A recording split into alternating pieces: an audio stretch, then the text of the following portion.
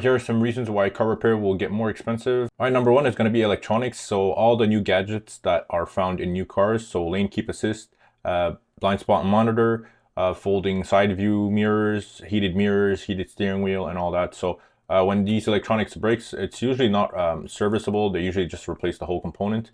And with replacing the whole component, that's where the price is going to get pretty expensive. All right, next up is technicians. So technician pay, technician training. So technician pay is always going to go up. When I worked at the dealership, we were always fighting for a higher pay, as well as shop rates are going up. So I believe that they're going to be, a minimum of 150 an hour all the way up to 250, just depending on the car brand. As well as these dealerships and shops are going to have to invest more in technician training, which is going to increase the shop rate and as well increase the technician pay. All right, next up is going to be OEM parts. So OEM parts have always been expensive, and that's not really going to change. And now on modern cars, if you really want to replace like a simple part, sometimes it's part of a bigger assembly and the manufacturer only sells you the bigger assembly as a unit, so they could make more money selling you that component. And you also have to give time for the aftermarket to catch up and produce aftermarket parts for those modern cars. But sometimes you won't have a choice than to go to the dealership. All right, next up is calibration. So this kind of follows the OEM parts. So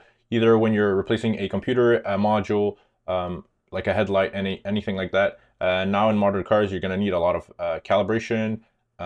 It's going to be sometimes VIN locked. You're going to need sometimes a software update on the component you're replacing. So that drives up the cost and, discourages any DIY to do it themselves. So they're going to have to bring it to a shop. And sometimes the small shops can't do it. You have to bring it to the dealership where the labor rate is going to be the highest. And lastly, right to repair. So a lot of manufacturers are lobbying and putting millions of dollars to lobby against right to repair. And they're going to try to make it harder and harder for DIYers and small shops to fix their cars. And like I said, with the calibrations, they're locking more and more modules behind software that you have to subscribe to and pay for programming and so on. Even repairs like a simple rear brake job, more manufacturers are moving towards a electronic parking brake, where sometimes, but not all the time, you'll need to go in the computer and put it in service mode just to replace your rear brakes, where before you can just do it at home